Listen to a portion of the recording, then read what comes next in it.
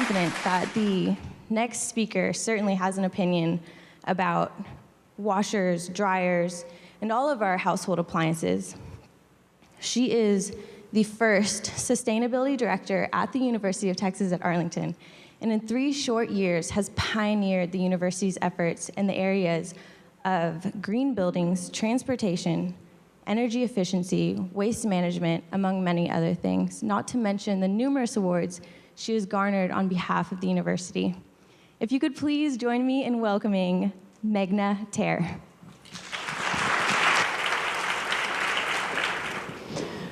So happy Earth Day.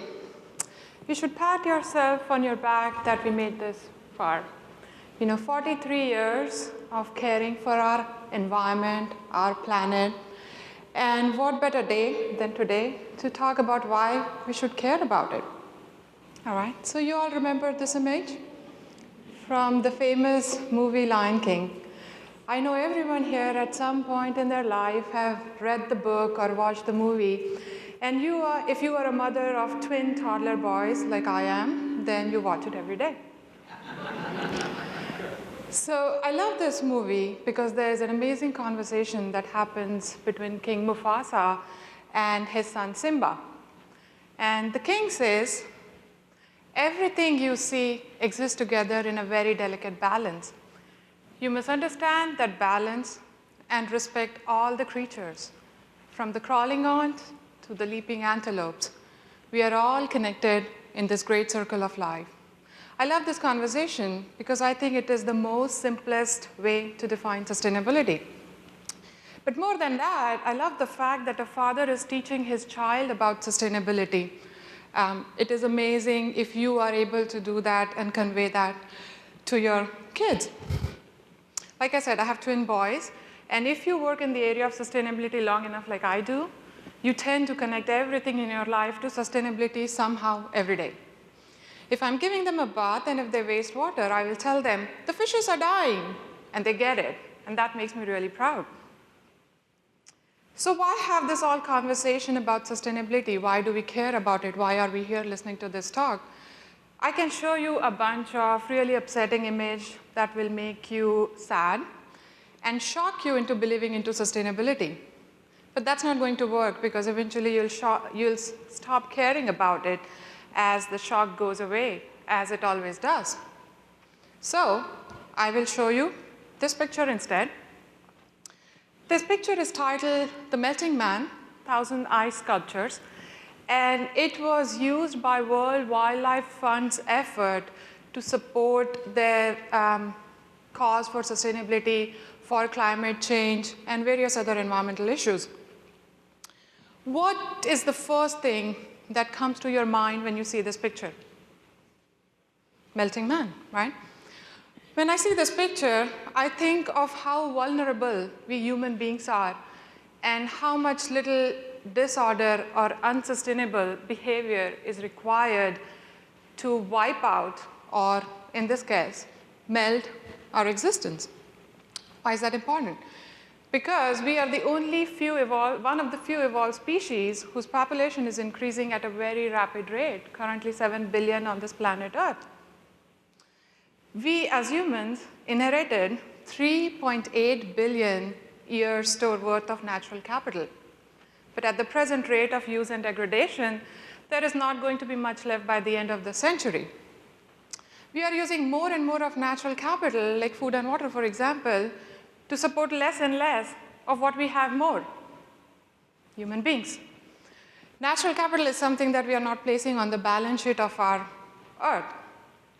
Having said that, let me ask you, which are the most two important things without which you cannot survive, will die, and absolutely need it? And you can resist the temptation to say social networking or cell phones. Food and water, right? So hold on to that thought. Hold on to those two words, food and water, as you listen to the rest of my talk, because we'll come back and make the connection.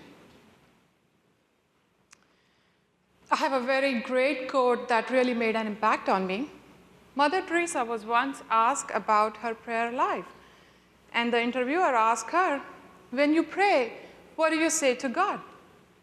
And she said, I don't talk, I simply listen. Believing he understood what she just said, he then asked her again, what is it that God says to you then when you pray? And she replied again, he also doesn't talk, he simply listens. So if you and I are listening as human beings, what is the world telling us? What can we do to reduce this depletion of natural capital, of natural resources, and how we can reverse this trend? What is our plan B or plan 2.0? How about starting with education and behavior change? After all, we are on a university campus here right now, and majority of you are students at UTA here. It's been reported, and this will shock your parents, that a high-income family spends almost $500,000 educating their child through college and high school. So if you're spending all that money in educating a workforce who is going to define our future, why not educate them about sustainability? Why not teach them about behavior change as they step into this real world, or as some would call it, the University of Life? Jean Piaget was a very famous Swiss psychologist, and he authored this theory that every child develops a mental map or a mental model. And he or she does that to understand the physical experiences within the environment and to respond to those experiences. So when my kid started to speak, I was so thrilled. And every mom thinks, oh my God, my kid is so special. But every child learns to do that, and they do that at the same way and at the same time. And they do that by looking at your facial expressions, by listening to the modulatory flow of your voice. They make the connections. And from that systemic way of the world, they learn how to speak. So system thinkers and sustainability educators like myself use those mental models or those behavior change to understand the unsustainable behavior and correct it. Let me give you an example that you can apply in real world as adults.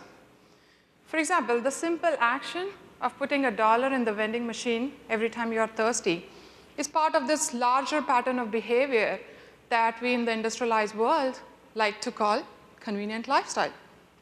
And it is so common that you don't think about it. And the reason you don't think about it is because there are vending machines everywhere. You can go outside and count how many there are outside right now. So what can we do to change this behavior? Did you know that we in the US spend $21 billion a year buying those bottled water. And we spend $29 billion a year maintaining our water systems, which includes the water treatment plants, the pumps and the pipes, etc. So if you compare, we spend the same amount of time, same amount of money on buying crushable plastic water bottles as we spend on maintaining the water systems. Can we change our behavior? Can we change our behavior to use a reusable bottle or refill our cup instead of running to the vending machine every time you are thirsty? So in the beginning, I told you to think about food and water as you listen to this talk. Let's try to make that connection and see how we can change our behavior towards those two things. All right? So in his book, Full Planet and Empty Plates, Paul Lester, a very famous author, talks about the fact that the world food supply is declining, and he cites many reasons. Few of them are that people are eating more meat, which is a very grain-intensive food. Farmers are overpumping, causing the water tables to deplete, and the crop yields have declined despite technological advances. So what do we do? How do we change our behavior about this? In the US, we waste almost half of our food every year, which is worth $165 billion a year. The average food that we eat travels 1,500 miles before it reaches from the farm to your plate. Can we change our behavior? Do we really need to order our steaks from Omaha for family dinners? You know, we do have cows here in Texas. Can we shop more locally? Can we compost more? Can we not waste food in the first place? Here at UTA, we actually started a food co-op where students like you, faculty and staff, can buy freshly grown, local, organic fruits and vegetables. Texas has the second highest rate in the country of people who do not have enough food to eat. And in 2010, that was around 4 million Texans. So amongst the solutions that the public health committees proposed was having more community gardens. And here at UTA, we actually took that to heart and started our first community garden on campus. And as of today, we have donated over 2,500 pounds of food to Mission Arlington. We started on-site compost program, and as of today, or in 2012, we composted around 62,000 pounds of pre-consumer food waste right here on campus from the cafeteria. So small changes, but I hope it makes a difference. Let's talk about water. Almost 70% of the Earth's surface is covered by water, but less than 1% is available for direct human use. And globally, there are 1.1 billion people in the world who do not have access to safe drinking water. Charles Fishman, in his book, The Big Thirst, talks about the fact that an average American uses 176 gallons of water for various activities per day, for various activities like washing, clothing, toilet flushing, lawns, things like that. Can water as a natural resource and a natural capital get more attention from us? Let me ask in the audience, does anyone know how much they paid for their water bill last month? Take a shot, take a guess, anyone? Hard to remember, right? Because we don't pay attention to it. So I'll tell you the fact. An average American pays $34 a month for their water bill, which comes to around $1 a day. So water, that is something so precious without which you cannot survive, costs us $1 a day. We pay more for our cell phone and cable bill than we pay for water, without which we cannot survive. Can we change our behavior so we can adopt some practices, some initiatives that will help with water conservation? We are not trying to change the world, just save water. So here at UTA, we actually did that. We installed low-flow shower heads in 1,500 showers across the campus that saved us 27 million gallons of water annually. We adopted practices like rainwater harvesting at the community garden, at the engineering research building. We reduced the use of potable water by 76% by having permeable pavement and catching the stormwater runoff from the nearby apartment complexes and communities at the green at College Park. What are some of the things that you can do? Simple things: adjust your sprinkler so that it waters the lawn, not the streets. You can reduce your shower time by a minute or two. That will save you 150 gallons a month. Run only a full load of dishwasher or washing machine, and you can save 1,000 gallons a month. Replace your appliances. Simple things, but they will make a difference, and they will make you remember that you pay $1 a day for your water. Today, most campus initiatives are cost-driven by the use of long-lasting CFLs or double-paved window. But economic benefit is not the only force that drives sustainability here at UTA. We try to tap into this moral imperative that everything is part of the puzzle. And it is important for students like you in the audience, or adults, or everyone else, not only to understand the connection between the economic services and the economy, ecosystem services and the economy, but also to communicate those connections to others and motivate them to take action. And all of this really works. The fact that you are here listening to this talk about sustainability is a testimony to that. So when you head out to the after party of this event, and if you think twice about wasting that food on your plate or buying that bottle of water, I will consider this talk a great success.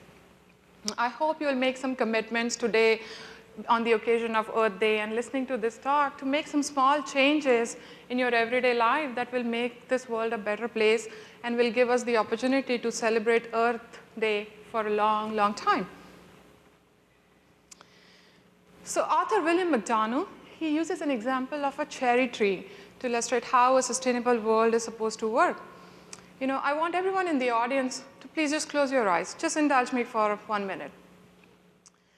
Now think about this cherry tree, a beautiful cherry tree, its roots sunk deep into the earth, the branches covered with thousands of petals, and the petals start to fall on the ground, covering the earth in a blanket of white flowers and scattering the seeds everywhere.